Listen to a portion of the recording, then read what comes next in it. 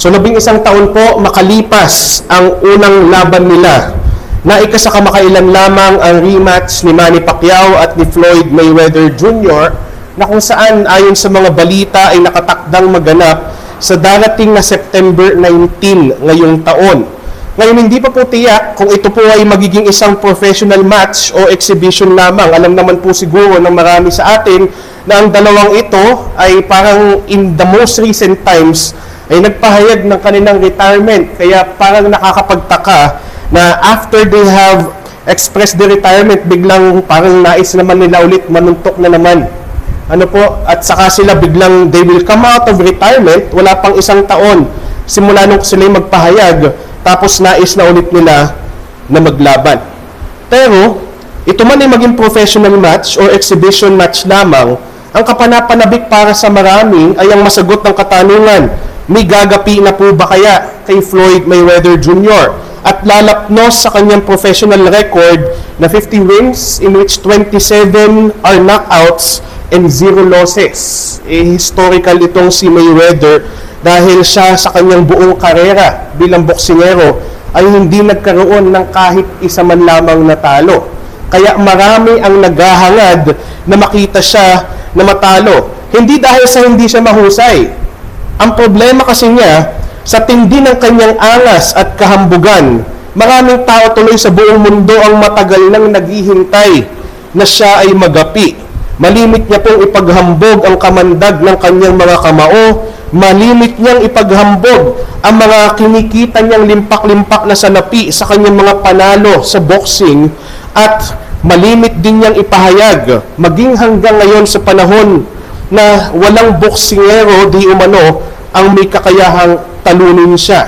Kaya nga po ang tanong ng marami, hindi lang ng sambayan ng Pilipino, si Pacquiao nga kaya ang nakatakdang tumalo sa kanya? At sa September 19 na nga ba ito mangyayari? Alam niyo po, tayo naman bilang mga Kristiyano, higit pa sa pagkagapi sa isang undefeated athlete sa combat sports, ang matagal na nating hinihintay. Higit pa sa posibilidad na matalo o mapabagsak ni Pacquiao si Mayweather ang inaabangan natin kahit maaaring may mga Kristiyano na boxing fans. Ang hinihintay natin ng lubusan ay ang kagapian na husto ng tinatawag nating anomalya ng kamatayan. Na bagamat sa hinaharap na walang lantad na petsa ay ating masisilayan, ngunit nilagyan na ng katiyakan ng Panginoong Hesukristo ang pagkagapi ng kamatayan ng dahil sa kanyang naging mapagtubos na pagkamatay sa krus at ang kanyang matagumpay na muling pagkabuhay. Darating ang panahon na bagamat walang petsyang ipinaalam ang Diyos, subalit nakamarka na sa kanyang kalendaryo na ating masisilayan at mararanasan ang kagapian ng kamatayan. To borrow once again the words of the Puritan John Owen, the death of death. Death that had been reigning undefeated since the fall of man to sin will sure face its defeat because of the victory of our risen Christ. Sa ganitong paglalahad po, tinuldukan ni Apostol Pablo ang kanyang diskurso at pagtatanggol sa muling pagkabuhay. Sa huling mga talata ng 16 o 15 na kabanata ng unang sulat niya sa mga mananampalataya ng Korinto. Isinalaysay niya ang mga magaganap pagdating ng kaluwalhatian ng ating katawang lupa at tinawag niya itong paglamon sa kamatayan. Yun yung kanyang tawag rito, quoting the book of Isaiah, ang paglamon sa kamatayan. O pwede nating sabihin na kagapian ng kamatayan, na ito ay nakaugat, walang iba, sa naging tagumpay ng ating Panginoong Hesukristo. O ang mga boxing fans, lalo na yung mga Pinoy fans, ay nag-aabang kung matatalo ba ni Manny Pacquiao si Mayweather. Kasi talo siya noong unang laban eh. Pero tayo, sa larangan ng pagtubos at sa hinihintay nating kagapian ng kamatayan, hindi na natin kailangang magkaroon pa ng palaisipan. The victory of Christ had been guaranteed. Bakit? As we are celebrating today, in every Sunday, and every day when we wake up, inaalala natin na ang ating tagapagligtas at haring pastol ay buhay at hindi na muling makakatikim ng kamatayan. Kagaya ng ating naging talakayan nung nakaraan, dahil ang ating Panginoong Hesus ay nabuhay ng may kaluwalhatian sa kanyang katawan, bawat niyang kinatawan. And these are the believers in all of history ay may garantiya o katiyakan din na muling bubuhayin ng may maluwalhating katawan. Magaganap ang lahat ng ito pagdating ng panahon na makikita natin sa ating mga talata ngayon na sama-sama nating bibigkasin o kamatayan. Nasaan ng iyong tagumpay? O kamatayan, nasaan ng iyong kamandag? Nilamon ng tagumpay ang kamatayan. Hayaan niyo pong basahin ko ang huling 9 na talata sa 1 Corinthians chapter 15. Ito po is from verses 50 hanggang 58. 1 Corinthians chapter 15 verses 50 to 58. Basahin po siya mula sa FSV translation. Ito po ang salita ng ating Panginoon. Ito ang ibig kong sabihin, mga kapatid. Ang laman at dugo ay hindi magmamana ng kaharian ng Diyos, ni ang may pagkabulok ay magmamana ng walang pagkabulok. Pakinggan ninyo ang sasabihin kong isang hiwaga. Hindi tayong lahat ay mahihimlay, ngunit tayong lahat ay babaguhin. Sa isang saglit, sa isang kisap mata, sa huling pagtunog ng trumpeta.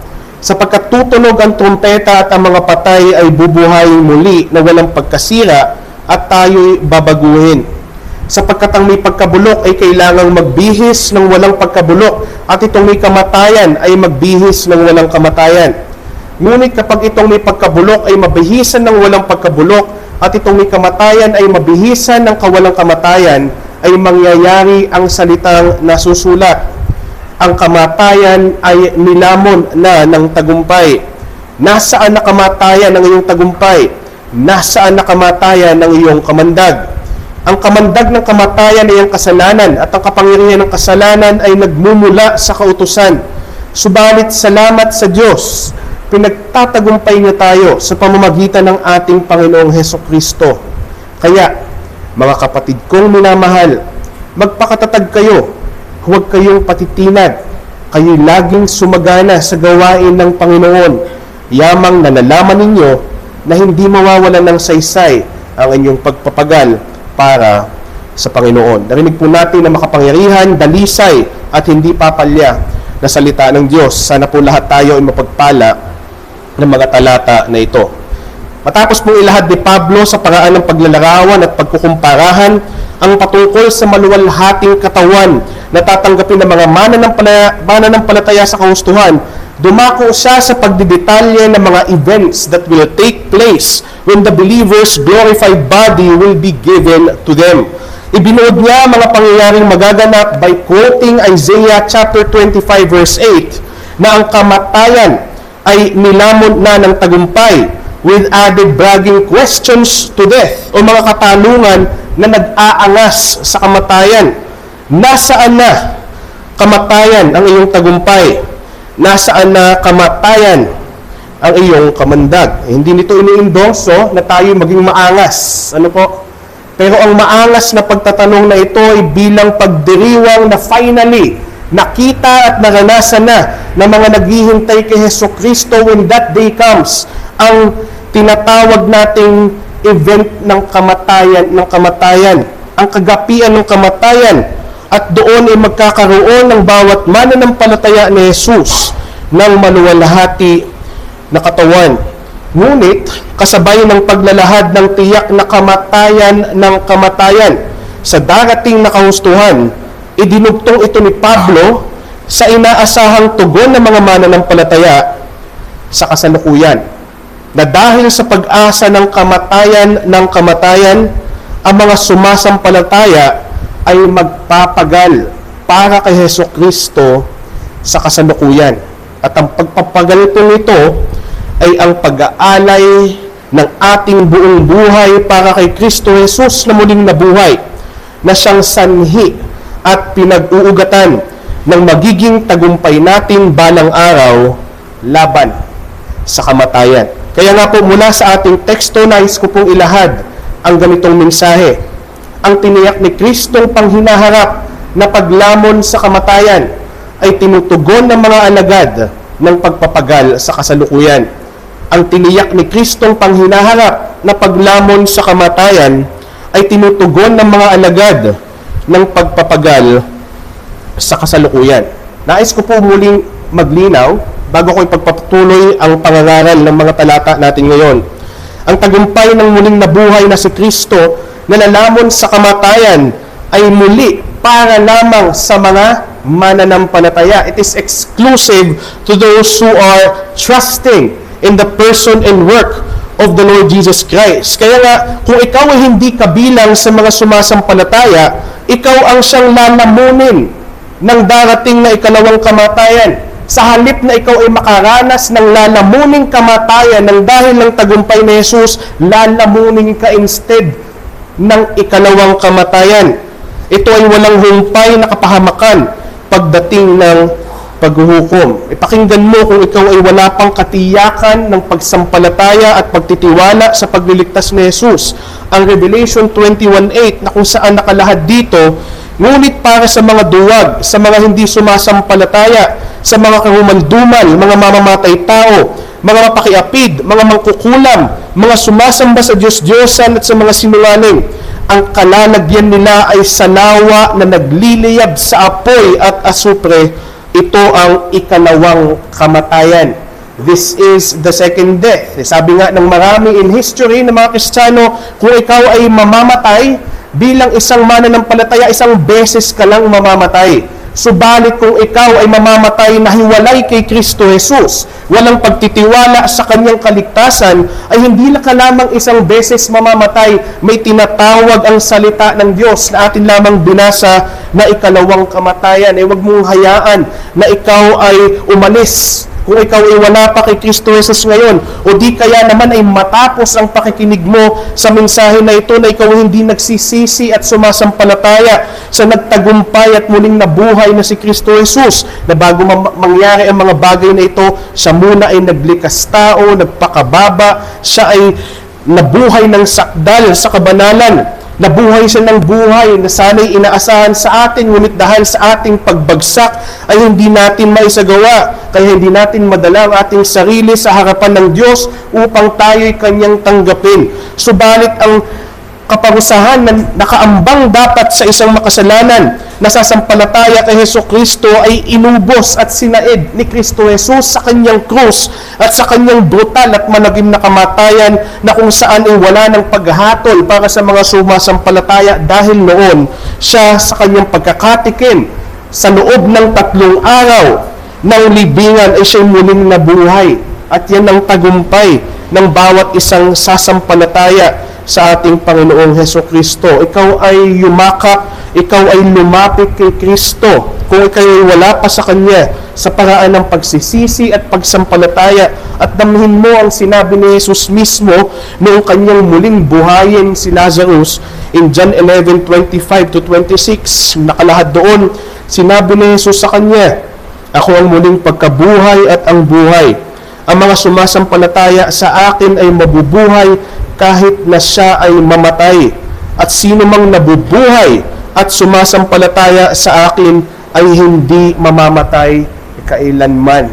Sa makatuwid, itong magiging paglalahad sa ating mga huling talata in 1 Corinthians 15 ay matatamo mo at makikiisa ka sa mga maghihiyaw ng may kagalakan. O kamatayan, nasaan ang iyong kamandag kung ikaw ay magsisisi at sasampalataya kay Kristo Jesus? Ang huling tanong ni Jesus doon po sa John 11:25-26 ay ito, naniniwala ka ba rito? Do you believe in this? At yun din ang nais kong maging katanungan sa iyo, kung ikaw ay wala pa kay Jesus, naniniwala ka ba rito? At sana ikaw ay kilusin ng banal na Espiritu at bigyan ka ng kamalayan ng buhay at ng paggising sa iyong espiritu upang ikaw ay maniwala at tumangan lamang sa biyaya ng pagliligtas na natatanging matatagpuan sa ating pong Panginoong Jesucristo. Ngayon, kung ikaw po ay isa ng mananampalataya, it doesn't matter how long. Kung ikaw ay mananampalataya na, sana yung mga makikita natin sa ating mga huling talata in 1 Corinthians 15 maging comfort sa iyo. Ito rin ay maging kagalakan mo o ano man ang iyong dinaranas sa iyong pagdalo ngayon. At ito ay maging sanctifying power din sa iyo ng Diyos sa atin, sa ating pagtingin sa mga talata na ito, na darating ang panahon na ikaw rin ay makikibahagi sa tuwa, sa kagalakan, nakasabay ng pagkagapi ng kamatayan na hindi mo lang mawi-witness, mararanasan mo rin. Ay kasabay nito ay yung matutunghayan mo ng mukaan at wala ng patid ang ating Panginoong Hesukristo. Ito yung tinatawag nating the great meeting, ang paghaharap ng mga tinubos ni Jesus at ng ating Panginoong Hesukristo mismo. Dalawang bagay po ang nais kong ibahagi nga hanguin natin mula sa ating mga talata. Ang isa po ay pagpapala na ating haharapin sa darating na muling pagkabuhay, at ang ikalawa naman po ay ang inaasahan sa atin sa kasalukuyan bilang pagtugon sa paparating na pagpapala na ito, na ipagkakaloob sa atin ng Diyos dahil ito'y tiniyak ng ating manunubos sa ating Panginoong Hesukristo. Ito po yung dalawang bagay na yon. Una, ito po yung pagpapala, ang pagkawalay sa kamatayan ng buhay ng alagad. Ang pagkawalay sa kamatayan ng buhay ng alagad. At ang ikalawa, ito po yung inaasahan sa ating katugunan sa kasalukuyan, ang pag-aalay sa kasalukuyan ng buhay ng alagad. Ang pag-aalay sa kasalukuyan ng buhay ng alagad. Talakayin po muna natin yung una, ang pagkawalay sa kamatayan ng buhay ng alagad. Alam niyo po, ang kamatayan ay maaari nating ituring na dakilang tagapagwalay sa buhay ng tao. The Great Separator. Tagapagwalay. Tagapaghiwalay. Iwinawalay nito ang tao sa kanyang mga mahal sa buhay. Iwinawalay nito ang tao sa kanyang katawang nooy may buhay. At higit sa lahat sa mga wala kay Hesukristo, ito ang nagwawalay sa tao magpakailanman sa biyaya ng Diyos ng buhay. Pero sa mga mananampalataya, makikita natin na inilalahad dito ng ating Apostol Pablo, inilalahad niya sa ating mga talata na sa halip ng patuloy na maminsala ang great separator na kamatayan sa buhay ng mga mananampalataya, darating ang panahon at ito'y may katiyakan na, hindi man natin alam ang petsa, na siyang dakilang tagapagwalay ay ang siyang iwawalay sa atin. Hindi na tayo sasalantahin ng dakilang tagapagwalay na kamatayan dahil ito ay ihihiwalay na sa atin ng Diyos. Siya ang iwawalay, ang kamatayan. Kaya makikita natin sa aklat ng Revelation, sa isa sa mga talata doon, pagdating ng ating Panginoong Jesus sa paghuhukom, death and Hades will be thrown into the lake of fire. Isa po ay ipapatapon sa impyerno upang hindi na mananasa. Ihihiwalay at ibubukod ang mga huhukuman, kasama doon ang kamatayan, at ihihiwalay sila sa mga mananampalataya ni Hesukristo. Kaya pagdating ng panahon ngayon, inilalahad ng ating mga talata, ito talaga ay magiging masigabo na pagdiriwang. Bagamat kagaya ng binanggit ko kanina, may mga tanong ng pag-aangas dito. Isipin nyo parang kagaya ng mga nangyayari na mga press conference post-fight sa boxing. Kung kayo ay mahilig sa boxing, pagkatapos ng laban at nandoon nakaupo sa press conference yung nanalo, sa aangas ng mga boksingero, minsan sinasabi nila, kita nyo, nasaan yung left hook niya, pinagyayabang. Di ba may mga tanong o katanungan ng pag-aangas? Hindi umubra sa akin yung left hook niya. Nasaan yung pinagyayabang niya na uppercut na sinanay daw niya? Pero hindi man tayo ini-endorsohan ng salita ng Diyos na magkaroon ng mayabang na pag-iisip. Dahil sa tagumpay ni Kristo, yun na nga po yung keyword, hindi naman kasi tayo ang nag-secure ng tagumpay, kundi ang ating Panginoon. Ngunit ito'y pagpapahayag sa ating mga talata ng talagang masigabong pagdiriwang. Kung kayo po ay nagmumuni-muni at inyong pinag-iisipan ang realidad ng kamatayan, di ba nakakapagod isipin minsan, hanggang kailan ba ito sasalanta? Kasi alam natin hindi pa man nadating ngayon, sasanantahin din tayo nito.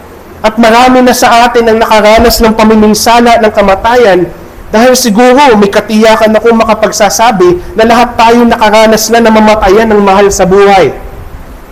Sa itong napakatinding kalaban, ang problema nga lang natin, hindi natin ito laging iniisip. Hindi ko naman sinasabi na you be obsessive about death. Baka naman araw-araw na buhay mo ay wala ka ng kagalakan dahil araw-araw mo nang ibinalisa ang iyong sarili sa realidad ng kamatayan. Ngunit ito isang bagay na kung saan hindi natin dapat inaalis din sa ating kamalayan. Not to produce any anxiety sa ating mga buhay, but to be realistic and biblical in how we live our life.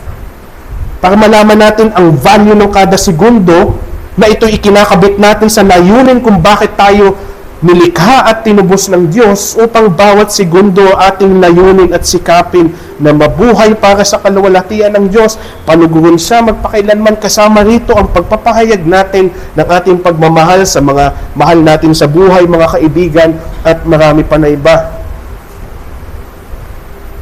Subalit bagamat naroon yung nakakatakot o di kaya naman ay nakakapagod na pag-alala sa kamatayan, ngunit balang araw, magwawakas ito.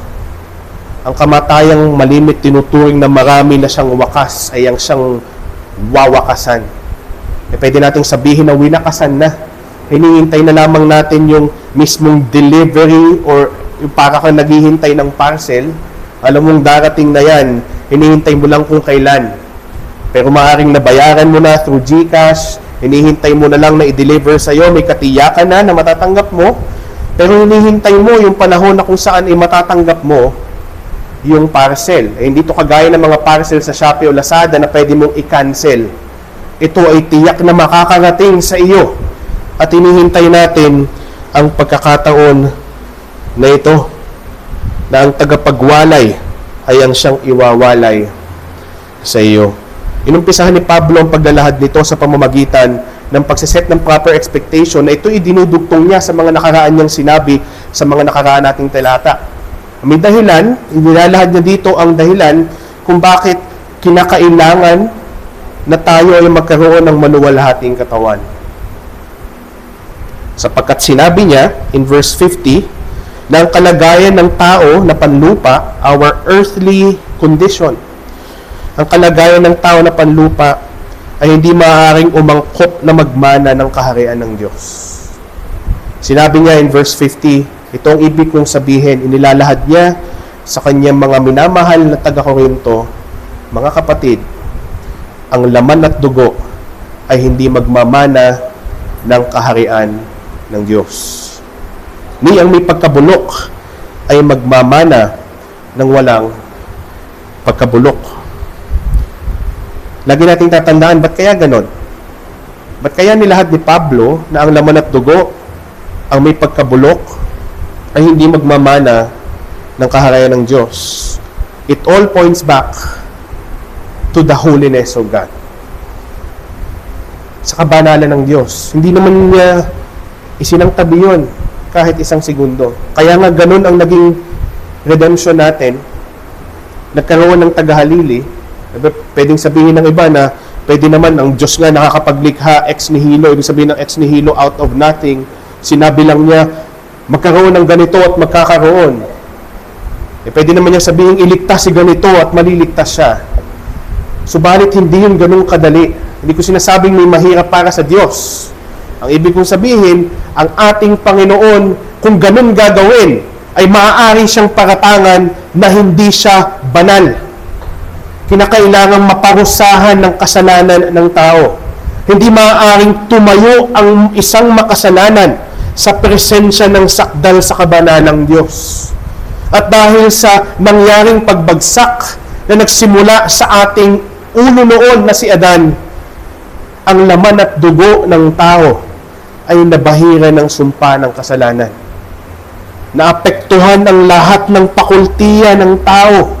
Ang kanyang pag-iisip, ang kanyang mga physical organs, ang kanyang katawan, ang kanyang damdamin, every aspect of the human life had been tainted with the curse of sin. Kaya nabanggit ko na nakaraan, it explains why there's death. It explains kung ba't may nagkakasakit. It explains kung bakit namamatay ang tao. It explains kung bakit tayo nagkakaroon ng mga ungodly emotions, ungodly thoughts. It explains why there is such an issue as mental health at marami pang iba. Ito'y dahil sa kasalanan.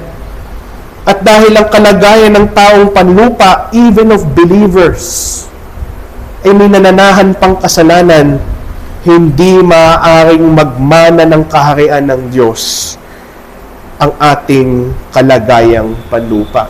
I'm not saying that you're not inheritors yet. Ang ibig sabihin dito ni Pablo ay hindi natin maaaring pasukin ang kahustuhan o huhustuhin kaharian ng Diyos na magiging kaharian ng katwiran at kabanalan kung tayo ay nananatili sa ating panlupang kalagayan. Tiyak ka ng tagapagmana kung ikaw ay na kay Kristo Jesus. Subalit hindi mo, to quote yung ating sinasabi sa Tagalog, hindi maaaring dumapo sa palad mo. Diba? Kumbaga parang may last will and testament na. Inheritor na si ganito. Pero hindi yan dadapo sa palad mo. Hindi yan nahayaang padapuin sa palad mo sa kalagayan natin ganito. Sa halip ay kailangan na tayo ay baguhin ng Diyos. Sino kagandahan ng biyaya ng ating Panginoon? Lahat na idinulot. Lahat na ibinigay. Hindi mo kayang iligtas ang sarili mo, maging ako, nagdala siya ng tagapagligtas. Hindi mo kayang baguhin ang iyong katawang nabubulok, ang iyong katawang may nananatiling kasalanan, ang Diyos pa rin ang nagbibigay ng mga bagay na ito. Yun yung tinatawag na palit kalagayan. The change of our earthly condition from a sinful body, to quote the Apostle Paul in Romans 7, the body that is subject to death, towards a body that can no longer die, that can no longer sin, that can no longer experience pain, that can no longer experience exhaustion, that can no longer experience sorrow, that will never shed tears except tears of joy. Sabi doon sa iluluha pa rin tayo sa bagong langit at bagong daigdig. Pero the point is, may pumatak pa rin mga luha sa iyong mga mata balang araw, pero hindi na ito luha ng pagtangis. Hindi na luha ng paghihinagpis. Ito'y luha na ng hindi mapapantayan na kagalakan. Wala ng gera, dahil ito'y puspos ng kapayapaan. Wala ng kasalanan, dahil ito ay puspos ng kabanalan. And until then, ang sabi ng ating teksto, nilalahad ni Pablo, setting expectations, mga minamahal kong kapatid, ang ating panlupang kalagayan ay hindi maaari sa kahustuhan. Subalit, hindi siya natapos doon. Sinabi niya, may lubusang pangangailangan ng kabuuang pagbabago sa tao upang maging angkop siyang manahan sa huhustuhing bagong nilikha. At ang pagbabagong ito ay pangkaluluwa at pangkatawan. Sinasabi niya rito at inilalahad niya na maging ang mga mananampalataya ay hindi maaaring manahan sa mukhaang presensya ni Kristo habang may nananahan pa siya na kasalanan. Hindi talaga. You're saved and yet, since you have remaining sin, not yet, hindi pa. Hindi sinabing no way. Ang sabi, not yet. Kailangan mo nang i-separate tayo pansamantala, pero makikita natin eventually, hindi naman lahat ay makakatikim ng kamatayan. Not all believers will taste death. Although we agree that majority of the believers in history would. Siyempre. But nonetheless, for the majority, ihiwalay muna by tasting death ang iyong katawang panlupa sa iyong kaluluwa. Ang iyong kaluluwa ay magiging in the presence of Christ. Hindi ko alam kung makikita na natin siya doon. Kasi wala pa tayong mata. Pero at least alam natin, nakakatiyak tayo na nandun tayo sa harapan niya. Hindi pa man natin siya siguro. No, hindi ako makapag-dogmatiko dito. Makikita because wala pa in the absence of a glorified body. However, ang ating katawan ay parang binhi, kagaya na nabanggit na nakaraan, nandun lang muna, nasa grave o kung saan man ilibing, baka ang iba itapon na lamang sa ilog o kung ano man. Pero ang point dito, regardless of paano tayo ilibing, parang binhi tayo ay mag-i-sprout. Sabihin, may continuity of our body by way of glorification. Same body, pero i-glorify. Same body, different form. Different nature, but same body nonetheless. A body that is oozing with holiness, talagang tumataginting sa kabanalan, upang pagdating ng tinakdang araw, ay makatayo tayo ng harapan at mukaan sa harapan ni Kristo, ng ating Panginoon. What a day would that be? Hindi ko ma-imagine, at sana hindi nyo rin ma-imagine kung gaano ka tinding araw yon pag nangyari na. Sabi nga ni John Owen, and I quote in Tagalog, ang kasalanan ay lubhang nagdulot ng korupsyon sa kalikasan ng tao, na maging ang pinakamaayos na kalagayan niyang panglupa ay hindi aangkop na panglangit. E ganoon, kahit magbihis ka pa ng todo-todo, bumili ka ng pinakamamahal na pabango, at ikaw ay, kung ikaw ay babae, mag-makeup ka ng matindi, o ikaw ay lalaki, magpag-groom ka ng napakatindi, ay ang ating kalagayang panlupa ay hindi aangkop na humarap sa Diyos at humarap o manatili, manahan man lamang, o tumapak man lamang doon sa mga sahig ng huhustuhing bagong nilikha, the consummated new creation. Pero anumang bakas ng kasalanan sa makatuwid ay hindi maaari sa wakas na kahustuhan. Kaya sa pagpapatuloy ni Pablo, inilahad niya yung mga series of events na mangyayari leading up to that final victory or consummated victory over death. Sa verse 51, sinabi niya doon na hindi lahat ng mananampalataya ay makakatikim ng kamatayan, bagamat lahat ay maluluwalhati ang katawan. Ito na yung first event. Pakinggan ninyo ang sasabihin kong isang hiwaga. Bakit isa pa siyang hiwaga? Kasi hindi pa siya nalalantad. Though the Bible, the Word of God is giving us an idea of what's to come. Pero dahil hindi pa natin siya nasasaksihan, usually the Bible would put it this way, it is a mystery. Parang pag naglalahad si Pablo ng Ebanghelyo, minsan ang tawag niya dito ay hiwaga. Hindi dahil sa hindi pa ito nalalahad, pero yung mga sinisitas niyang lumang tipan, nung panahon ng lumang tipan sa makatuwid, hiwaga pa to. Kasi they are still discerning, paano nga ba ito magaganap sa harap ko? Ay yung mga propeta ng lumang tipan ay nangagsipanaw ng hindi nila nasaksihan, pero nung sa panahon ni Apostol Pablo at na iba pang mga apostol na nangaral sa bagong tipan, habang sinisitas nila ang mga lumang tipan patungkol sa pagtubos ni Jesus, they would oftentimes refer to the gospel as a mystery. Not as a mystery remaining as mystery, but a mystery that had been unveiled already. Isang hiwaga na inalisan na ng talukbong. Pero dito sa pagpapahayag ng darating na kaluwalhatian, sa paghahayag ng series of events, hindi pa naaalis yung talukbong. It gives us an idea of what will happen. Parang halimbawa, manunood ka ng stage play, tapos may mga poster. At least alam mo kung ano yung magiging stage play. Hindi mo pa alam kung paano ipoportray ng mga magiging aktor sa entablado yung kanilang character. Diba? Hindi pa natin alam yon pag ganoon. Ganon din sa magiging muling pagkabuhay. It gives us an idea of what will happen, pero yung mga tinatawag nating mga micro details, yung mga specific details are yet to come. Henceforth, it's called hiwaga pa rin sa mga panahon na ito, maging sa ating panahon ngayon. Saka siya mga hindi na magiging hiwaga pag tayo ay naroon na at nararanasan na natin ito. Ano ba yung hiwaga ngayon? Kasama din sa hiwaga minsan ay the supernatural. Mahiwaga naman talaga ang supernatural, di ba? Yung mga bagay that defies, or let me use the word transcends, nangingibabaw sa mga laws of physics. Ano pa yon? Hindi daw tayo lahat ay may himlay. Yun yung una.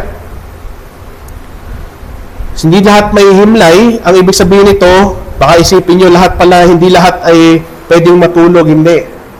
Baka sabihin nyo na biyaya ng Diyos ang insomnia. Hindi ganon. Hindi yun ganon. Ang may himlay or matutulog ay oftentimes nare-refer sa Bible as a figure of speech to refer to death. Ano po? Kasi para sa isang mananampalataya ay siya itulog lang kapag siya ay namatay na. Kasi gigising siya uli ng mas may magandang kalagayan. So sinasabi, hindi lahat ay may himlay. Bakit? Siyempre, pag dumating ang ating Panginoong Hesus, darating siya na may daratnan siya mga buhay pang mananampalataya. So yung mga buhay pang mananampalataya, pagdating ng ating Panginoong Hesus, hindi na sila makakatikim ng kamatayan. Kakainggit. Tama ba? Pero huwag tayo mahigit ng husto kasi malay natin bukas dumating. Diba? Hindi, joke lang. Hindi ko alam kung kailan. Kaya sabi ko malay natin. Sa tingin ko matagal pa. Sa tingin ko matagal pa. Sobrang tagal pa. Titikim tayo ng kamatayan. Hindi kagaya ng mga mananampalataya pagdating ng second coming that they will not taste death. So may dalawang panig ng taong mananampalataya dito, ang mga hindi makakatikim ng kamatayan, those who are alive when Christ comes, at yung mga namayapa na, yung mga yumao na ng mga mananampalataya. Pero, nasaan man silang estado, ito yung common. Ngunit tayong lahat ay babaguhin. Lahat ay babaguhin. Every believer will have a glorified body. So, linawin, again, different in levels, different intensity, pero nonetheless, the same glorified body. May iba-iba lang antas ng kalawalatian dahil ng reward system ng ating Panginoon. Tiningnan po natin yan noong nakaraan. At hindi lang yun, ipinakita rin alin ba yung parang magiging mga palatandaan. Paano ba ito mangyayari? Sinabi niya, ito ang mangyayari sa mananampalataya, pero paano ba ito mangyayari? Mangyayari ito on a snap. Sa verse 52, sa isang saglit, sa isang kisap mata. Ibig sabihin, ito ay mabilisan. Hindi ko alam kung anong itsura. Minsan iniisip ko, parang yung tatay ni Naruto na si Minato na nagte-teleport bigla, parang ganon. Hindi ko alam. I'm not really sure. But nevertheless, ito ay magiging isang saglit. Mabilisan to. Mabilisan siya na mangyayari, isang saglit, sa isang kisap mata, sa huling pagtunog ng trompeta. Gusto ko linawin yon. At the last trump, dahil si Trump ay kung ano mga pinaggagawa ngayon at mga pinagdidesisyonan, may mga Kristiyano. Ito naman yung mga tunay na kapatid na ang kanilang pinagbabasihan ng mga mangyayari sa kahustuhan ay ang dyaryo, kaya ang balita. Ang tinutukoy po dito ay hindi si Donald Trump. With all love to those who are believing na si Trump na yata ito, malapit na yata ang katapusan. No. Ang tinutukoy po dito ay magiging hayag. Ibig sabihin talaga siya ay lantad pag nangyari. Dalawang bagay, mabilis, ngunit lantad. Lantad ito. Paano hindi malalantad ito? Sa daming malilibing na mga mananampalataya, bigla silang mag-aalwasan sa lupa upang bigyan ng maluwalhating katawan. Hindi lang yun. Sinabi ng mga anghel sa mga alagad nung si Kristo ay umaakit sa langit in Acts 1:10-11. Samantalang nakatitig sila sa langit habang papalayo siya, biglang lumitaw ang dalawang lalaking nakaputi. Nakatayo sa kanilang tabi at nagsabi, mga taga-Galilea, bakit kayo narito at nakatingin sa langit? Itong si Jesus na dinala sa langit ay babalik kung paanong siya ay inyong nakitang umakyat sa langit. Lantad na lantad sa mga alagad. Nung si Jesus ay umakyat sa langit, magiging lantad na lantad din. Pero hindi na lang sa mga alagad, ngunit sa buong sangsinukob pagdating ng ating Panginoon. Kaya nga sa version ng 1 Thessalonians chapter 4, by the way, nagkamali ako nakaraan, nasabi ko 1 Timothy, 1 Thessalonians chapter 4 verses 13 and following, ay pagdating ng Panginoon, bitbit ang kaluluwa ng mga yumao sa Kanya, ipagdurugtong at ipagsasanib dito sa magiging maluwalhati nating katawan. Anong sabi? We shall meet the Lord in the air. Sasalubungin natin siya saan? Sa langit. Kaya ito'y magiging lantad sa buong sangsinukob. Masasaksihan ito ng lahat ang muling pagparito ng Panginoon at ang pagpapalit katawan ng mga mananampalataya balang araw. Ngayon, gusto ko pong aminin, hindi ko alam kung figurative yung at the last trumpet. Kasi pag tinignan nyo po sa 1 Thessalonians chapter 4, sabi may mga arkanghel daw na magta-trumpet sound. I'm not sure if it's figurative or it's literal. Pero whichever it may be, na isasangguni ko na lang sa aking mga kamangangaral kung ano yung perspective nila pag may panahon ako, o di kaya naman paano man siya mangyari, ito'y ang sinasabing malinaw ng ating mga talata, ito'y hayagan, lantad. Ano po? Pero pwede rin nating isipin na baka literal ang sinasabi ng 1 Thessalonians 4, tsaka ito, na may mga arkanghel na magpapatunog ng trompeta dahil ang tinutukoy ditong paglalarawan ay kung paano sinasalubong ang isang hari noong unang panahon. Pag ang isang hari galing sa isang expedition at babalik siya sa kanyang kaharian, pagbukas ng malaking pintuan sa mga pader ng kanyang kaharian, sasalubungin siya ng mga tao. Bakit? Paano malalaman ng mga taong nandiyan na ang hari? Wala pa namang cellphone noong mga panahong yon. Para sabihin, nag-text yung isang sundalo, paparating na kami in 5 minutes. Wala namang ganun dati. May magta-trumpet sound. At pag narinig yon ng buong kaharian, ay nandiyan na ang hari, salubungin na natin siya. It could be literal. It could also be literal. At pagkatapos ng paghahayag ng mga maaaring mangyari, sinabi, pagtulog ng trompeta sa isang saglit, sa isang kisapmata, ito'y hayagan, ito'y mabilisan, bubuhayin muli na walang pagkasira. Sino? Ang mga mananampalataya, at tayo ay babaguhin. Saka mangyayari ang pagkakaroon ng glorified body. Sapagkat ang may pagkabulok ay kailangan magbihis ng pagkabulok. Let's highlight the word kailangan. Di ba kanina pa natin yan binibigyan ng pansin? Kailangan talaga kasi hindi maaring humarap tayo ng mukhaan kay Kristo nang may nananahan pa sa atin na kasalanan. Sapagkat ang may pagkabulok ay kailangang magbihis ng walang pagkabulok at itong may kamatayan ay magbihis ng walang kamatayan. Hindi rin pwede na tayo namamatay pa balang araw. Bakit? Ang Diyos ay hindi ang Diyos na nagsanhi ng kamatayan, bagamat siya ay parusa ng kamatayan. Ang Diyos ang pasimuno ng buhay. Kaya nga, laging sinasabi, God is the God of the living. He is the God of life. Kailangan ang may kamatayan ay magbihis ng walang kamatayan. Nag-transition siya doon sa transitional transformation of the earthly body into glorified body. Bibihisan tayo ng katawang wala ng pagkakasala at wala ng pagkalanta. Ito ay katawang naangkop sa pagharap sa ating Diyos. Sabi nga ni Thomas Watson in Tagalog, ang pagbabagong ito ay tumutukoy sa kaluluwa at sa katawan na ginagawang angkop sa pakikisama para sa kaluwalhatian. A body appropriated to fellowship with God and to fellow believers, na glorified body na rin ng mga panahong yun pagdating ng consummation. At pagdating ng 54 at 57, ito na. Quoting the Old Testament. Sa madaling salita, sinasabi ni Pablo dito, ito yung magiging katuparan ng mga ipinahayag ng mga propetang kagaya ni Isaías at kagaya ni Hosea. Na oras na mangyari yon.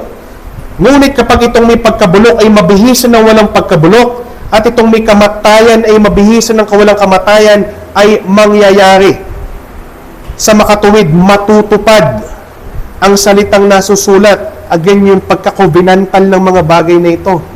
Ibig sabihin, ang ating Panginoon ay talagang Panginoong hindi lamang gumagawa ng tipan, ngunit siya rin ay tumutupad.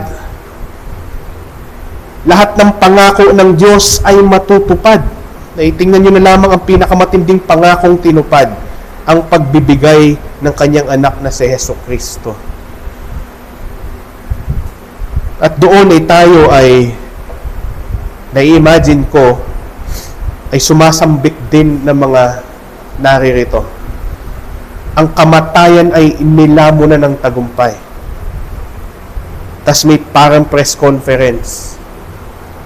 Para tayo nagwagi sa boxing dahil nagwagi ang The Believer's Champ. Ang tawag kay Pacquiao, kung hindi ako nagkakamali, The People's Champ, tama ba? Ito, The Believer's Champ. Jesus Christ. Nasaan kamatayan ang iyong tagumpay? Nasaan na kamatayan ang iyong kamandag? Sana maging comfort sa atin ito habang ating sinisilayan. Ang mga bagay na ito ay hindi lamang nandito para basahin. Hindi lang siya nandito para ipangaral. Nandito siya para ipaalala sa atin, pero nandito rin siya upang magbigay kaaliwan sa atin, sa ating mga dinaranas, ano pa man yan. Struggling with remaining sin, or struggling with bodily pains, emotional pains, at marami pa na iba. Ito yung mga bagay na ating kailangan sa pang-araw-araw nating buhay, bagamat pang hinaharap pa ang magiging karanasan. Sana ay maging kaaliwan ito sa atin. Alam niyo, may sinabi si Pablo in 1 Thessalonians chapter 4 verse 18. Yung inilalahad niya, yung mangyayari balang araw, sabi niya, para sa mga namatayan ng mahal sa buhay na mananampalataya, may lugar ang pagdadalamhati. Pero dapat ito'y pagdadalamhating hindi walang pag-asa. Inilahad niya rin ang mga bagay na ito, iba lang yung phrasing niya. Pero sa pinakahuling talata in 1 Thessalonians 4 verse 18, na ito ang konteksto tungkol dito. Ito yung sabi ng ating apostol. Ang sabi niya, kaya nga palakasin ninyo ang loob ng bawat isa sa pamamagitan ng mga aral na ito. These things should be encouraging. Hindi lang naglalagay ng bagong kaalaman o paalala ng kaalaman. These things should be encouraging. Kung hindi man ikaw, baka may mahal ka sa buhay na may sakit na matagal na niyang dinaranas. Maaaring hindi pa siya ligtas. Ito ay opener ng Ebanghelyo. O maaaring ikaw ang dumaranas noon. Alalahanin muli ang Ebanghelyo. Kasama to sa mga pagpapala ng Ebanghelyo. Maaaring ikaw sa iyong pagsasarili ay bigla na lamang ginigimbal ng takot ng realidad ng kamatayan. Ito rin ang magbibigay sa iyo ng kapayapaan. Maaaring ikaw ay tumatangis habang namamataan mo ang iyong paglugso at pagbagsak sa mga ungodly thoughts or ungodly emotions. Ito ang iyong pampalakas loob. Hindi para magpatuloy sa pagpapasakop sa mga bagay na iyon, ngunit upang mapaglabanan. Dahil may ganito kang napakatinding pagpapala kay Kristo Jesus. Ano man ang kunin sa iyo sa panahon ngayon, ano man ang maging mga harapin mo sa area ng pagpapakabanal o sa area ng pagharap sa mga pagdurusa, sa kalusugan, sa pag-iisip, sa damdamin, darating ang araw na ikaw ay makikipagsigawan kasama ng mga tupa ni Jesus. Ang kamatayan ay nilamon na ng tagumpay. Let that be your comfort. Let that be a sanctifying grace para sa inyo na mga minamahal na tupa ng ating Panginoong Hesukristo. Bakit? Kasi pagdating ng araw na yon na wala ng kamatayan, ibig sabihin nun wala na rin kasalanan. Dahil sinabi ni Pablo ito, ang kamandag ng kamatayan, sa madaling salita, ito ang lason kaya namamatay ka. Ang lason ay ano? Ang kamandag ng kamatayan ay ang kasalanan. At ang kapangyarihan ng kasalanan ay nagmumula sa kautusan. Verse 57, ngunit sino ang sanhi ng tagumpay? Subalit salamat sa Diyos, ang Ama. Sa pamamagitan nino, pinagtatagumpay niya tayo sa pamamagitan ng ating Panginoong Hesukristo. Baka sabihin nyo, nasa ng Holy Spirit? Tingnan mo ibang talata. The Scripture interprets Scripture. The Holy Spirit, kaya ka kinilos upang bigyan ng mabisang pagtawag, kaya ka pinanahanahanan ng banal na Espiritu. At tingnan nyo ang ginamit na salita. Hindi lang basta pagtatagumpayin. Ang tinatawag dito ay present progressive. It's ongoing until glory, pinagtatagumpay. Ibig sabihin, ito ay patuloy simula nang ikaw ay maging mananampalataya na magiging lakas upang tayo'y managumpay. In what context? Eventually against death. Pero at present time, against sin. Bakit? Ang kamandag ng kamatayan ay ang, nasan sa biglang topic? Kasalanan. Ang banal na Trinidad ay naririto. They are so active. Not just one person, but all three persons of our one God. Sa Diyos na nagplano at nagsagawa ang pasasalamat na kung saan ibinigay niya ang kanyang anak na pinagtatagumpay tayo,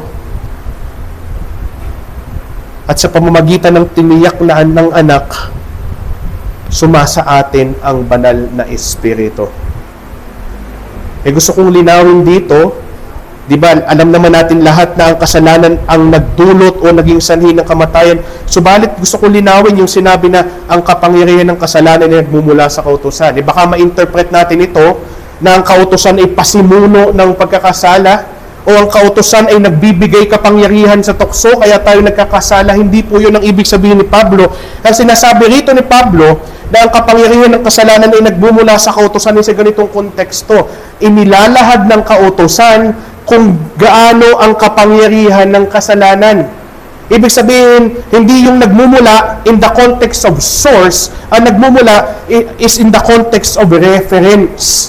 Pag tiningnan natin ang kautusan, it gives us as a reference how damaging and how serious and how punishing and powerful sin is. Kaya nga pag tinignan mo ang kautusan, anong sabi? Wala kang maidadahilan sa Diyos. Pag tinignan mo ang kautusan, ibinubunyag nito na tayo ay makasalanan. Ngunit ang kagandahan, pag tinignan din natin ang kautusan, hindi man nabanggit sa ating teksto pero sa ibang talata naroon yon, itinuturo din nito sa atin ang kapangyarihang gagapi sa kapangyarihan ng kasalanan. At ano yon? Ang mensahe ng Ebanghelyo na sumasagot ng tanong na sino naman ang nandoon? Si Kristo Jesus bilang ating tagahalili, bilang ating kinatawang ulo. At dahil rito, darating ang panahon na pagkatapos nating makita at maranasan ang mga bagay na ito, darating ang Panginoon, ang panahon na makakaharap nating mukaan ang ating Panginoong Hesukristo. So kung basahin yung 1 Thessalonians chapter 4, verse 17, ikalawang bahagi hanggang verse 18. Ito po ang sabi, pagkatapos noon ay makakapiling na natin ang Panginoon magpakailanman. Kaya nga palakasin ninyo ang loob ng bawat isa sa pamamagitan ng mga aral na ito. Yun yung pinakamatamis sa lahat dito. Sobrang tamis na ng lamunin ng tagumpay ang kamatayan. May mas matamis pa pala. Yung nasa 1 Thessalonians 4, makakapiling natin magpakailanman ang ating Panginoong Hesukristo. Yan ang dapat maging kagalakan natin sa pag-asa ng kamatayan. Pagdating ng kamatayan, ating masisilayan at maranasan ang pakikisama ng Diyos ng buhay. At ito'y magiging walang patid. Pag minsan, ininilay-nilay ko yung mga ilang bahagi ng lumang tipan, aawitan ka pa nga ni Jesus meron tayong nilook forward na sing event sa Mayo. Naalala ko yun bigla Biglang aawit si Jesus sa atin. Inisip ko, ano kayang boses niya? Diba? Ay siguradong talpog yung sila Arnel Pineda na yan. Walang binatbata mga yon. Kung sino pa mang pinaka para sa inyong mahusay na mga awit.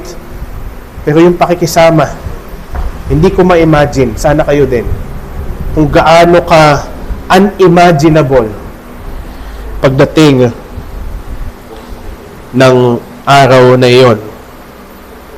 Kaya nga bilang hamon para sa atin ay pangibabawin mo sa pagharap mo sa mga hapdi sa kasalukuyan ang aliw ng tagumpay ni Kristo na gumapi sa kamatayan. We're still looking forward to this day. We still have to live our present days.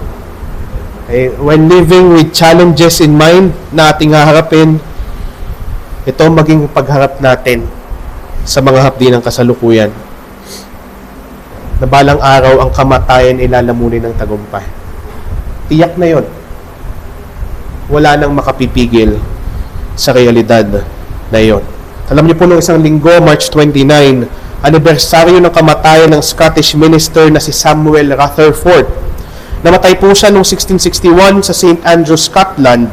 At sa dinanas niyang pag-uusig, ipinatapon siya mula sa kanyang kongregasyon sa Anwoth at kalaunan na ikinulong sa Aberdeen dahil sa kanyang katapatan kay Kristo at sa kanyang mahigpit na pagtutol sa pakikialam ng hari noon sa kalakaran ng iglesia. Nung siya po ay nabubuhay pa, sumulat siya ng mga maituturing na pastoral letters. At ito ay inipon, ginawang aklat, at ang title po nito ay Letters of Samuel Rutherford. Alam niyo po, binabasa ko ito nakaraan. Sa 127th letter niya, na ang pamagat is to a Christian gentlewoman. May sinusulatan siyang gentlewoman ang tawag niya. Isang miyembro ng kanyang kongregasyon na maaaring ang babaeng sinusulatan niya ay humaharap sa takot sa kamatayan. Hayaan niyo pong basahin ko ang bahagi ng sulat na ito doon po sa 127th letter. And I quote in Tagalog, sabi niya doon sa babae, kung sa huling paglalakbay na iyon, talking about death, matapakan mo ang isang ahas sa daan, at sa pamamagitan nito masugatan ng iyong sakong tulad ng ginawa ni Hesukristo bago ikaw. Ang bakas ng sugat ay hindi malalaman sa hakbang lamang. Hindi ito malalaman dahil lalamunin ito ng muling pagkabuhay ng mga matuwid. Ang kamatayan ay isang kahangahangang hakbang lamang sa ibabaw ng panahon at kasalanan patungo sa matamis na Hesukristo na nakaranas at nakaramdam ng pinakamasamang bahagi ng kamatayan sapagkat nasaktan siya ng mga ngipin nito. Alam natin na ngayon ng kamatayan ay walang ngipin. Sino mang mamamayan ang nagbabayad para sa libingan ay hindi na makakaranas ng pagkakakulong sa libingan. Ang tagapagbantay na may kapangyarihan sa kamatayan ay wasak na. Kaya't purihin at ipagdiwang mo ang unang bunga mula sa mga patay. And this is talking about the Lord Jesus Christ. End quote. Ang ginawa niyang pagko-comfort sa babaeng ito na tinatawag niyang to a Christian gentlewoman na humaharap sa takot sa kamatayan ay walang iba kundi ang paparating na kagapian ng kamatayan ng dahil sa ating Panginoong Hesukristo. Sana gayon din tayo, mga minamahal po niyang mga tupa. Pero hindi natapos si Pablo rito. Humirit pa siya. Humirit siya, pero isa pong mabuting paghirit ang kanyang ginawa niya. At ang paghirit na ito ay nais niyang puntuhan ng isang bagay. At ito yung bagay na yon. Na sa mga panghinahanap na pagpapala na tiyak nating makakamtan, may inaasahang pagtugon mula sa atin sa kasalukuyan. Hindi ka pwedeng basta na lamang na naghihintay. May inaasahang magiging pagkilos at pagbabago sa ating buhay o paglalaan ng ating buhay habang inihintay natin ang panahon na kung saan ay wala ng kamatayan. Kaya dumako po tayo sa ikalawa, ang pag-aalay sa kasalukuyan ng buhay ng alagad. Ang pag-aalay sa kasalukuyan ng buhay ng alagad. Makikita po natin yan sa verse 58. The fact na nandun yung salitang kaya, meaning, ito ang conclusion sa mga naunang sinabi. That's why sa English. Or therefore, sabi ng ibang English translation. Kaya, at ito dito natin makikita, ito'y paghihimok ng pagmamahal. Minsan iniisip natin, hindi ako mahal ng taong to pag may pinapagawa. Kung mahal mo ako, ikaw ang gagawa niyan para sa akin. Hindi ganun lagi. Kung mahal mo ako, hindi mo ako sasabihan ng mga ganitong mabibigat na bagay. Hindi ganoon.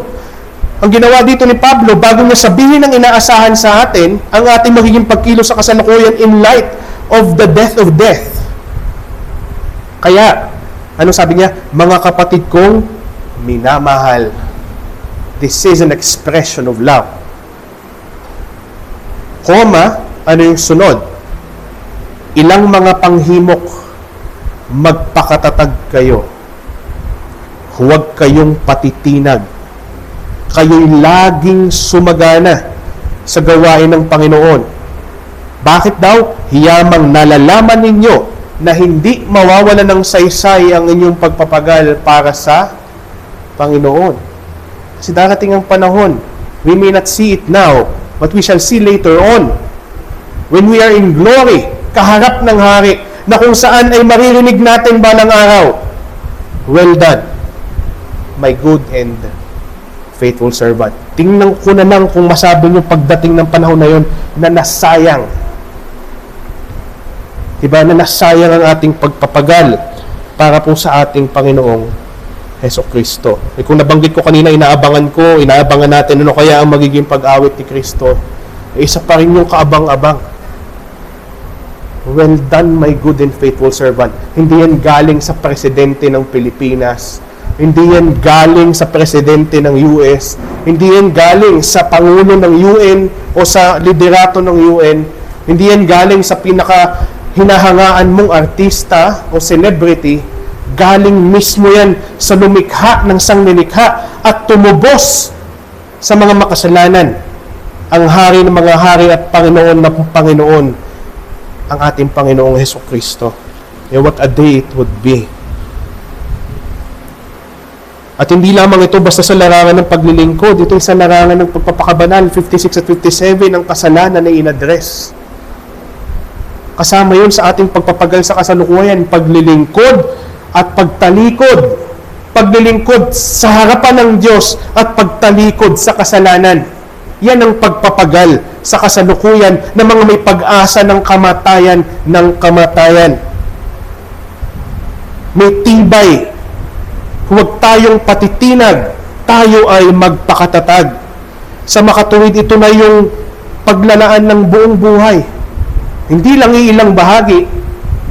Sabi nga ng aklat ng Roma, every part. Naging pangangaral yan ng ating diakono.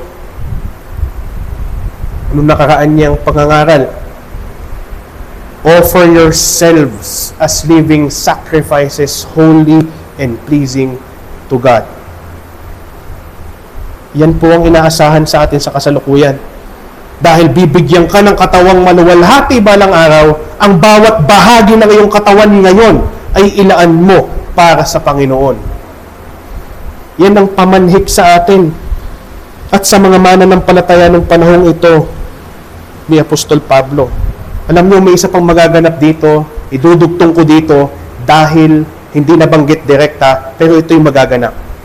Pag binasa niyo po ang mga huling bahagi in Revelation 20, 21, and 22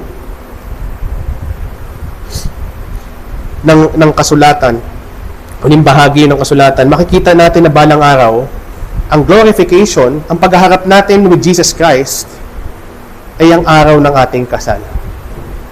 Anong sabi doon? The wedding supper of the Lamb has come.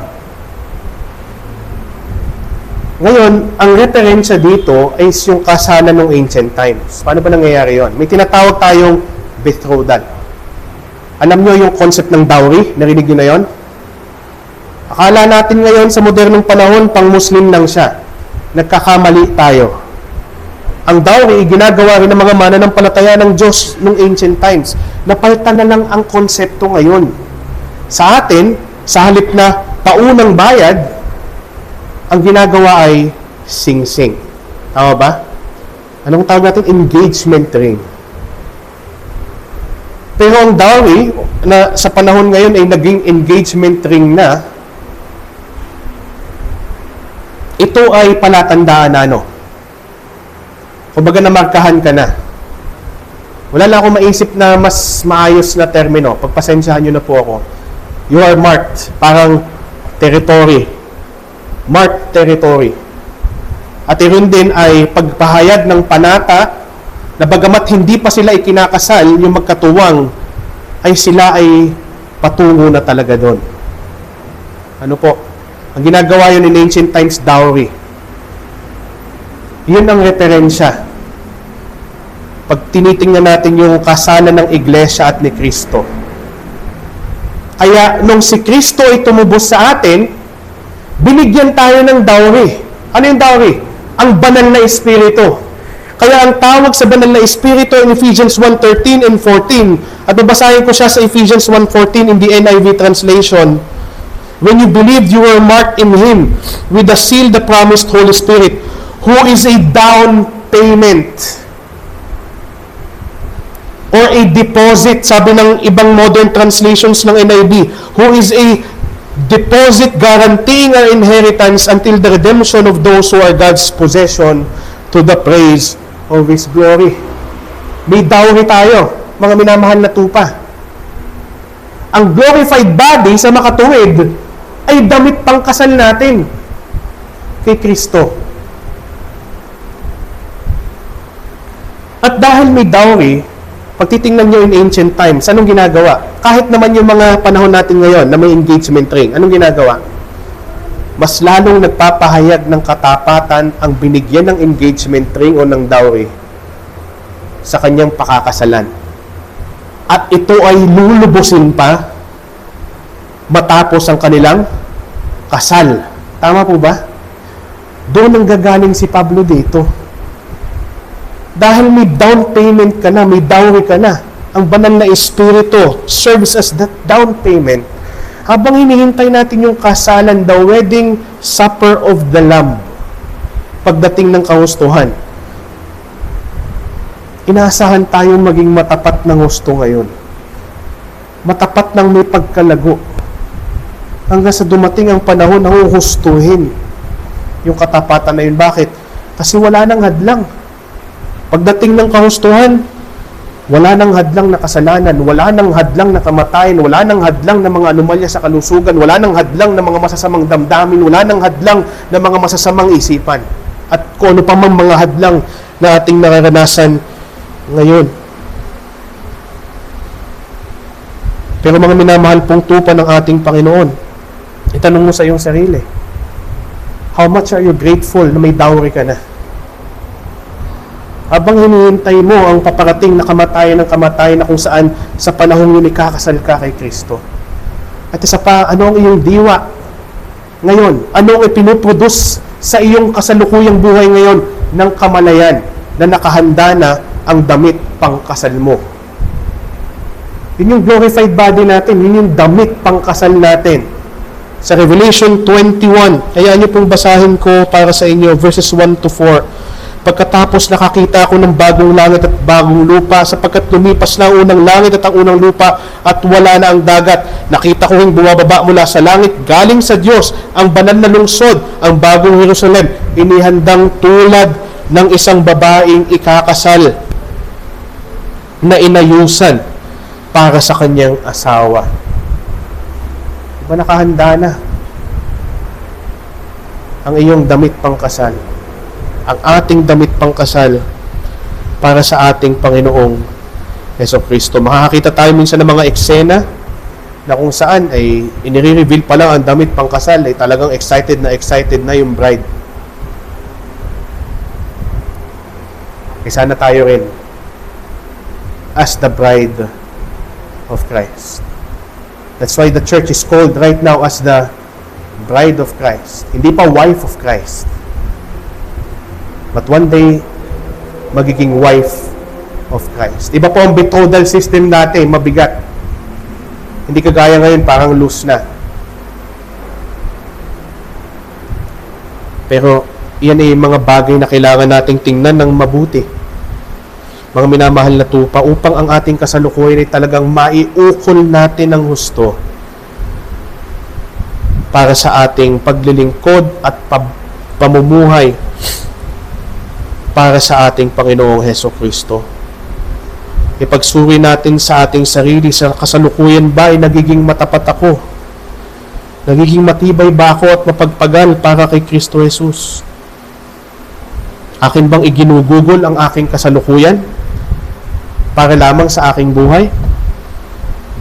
O nagpapagal ba ako sa aking kasalukuyan para sa aking Panginoong balang araw ay aking pakakasalan?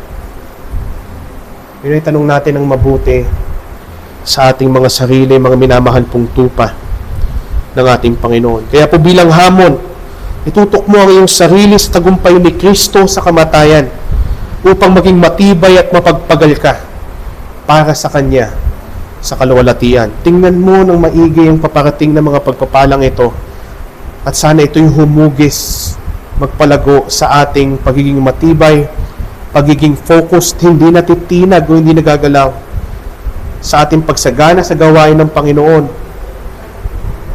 dahil nalalaman nating hindi mawawala ng saysay ang ating pagpapagal para sa Kanya. Nabanggit ko noong nakaraan pong linggo si John Owen, nais ko muli siyang gamiting huwaran para sa atin. Aside from being kilala bilang isang dalubhasang teologo, siya'y naging mapagpagal sa paglilingkod kay Hesukristo. Ang buhay niya ay hinubog ng walang humpay na pagpapagal. Siya'y walang pagod na nangaral, nagturo sa Oxford University.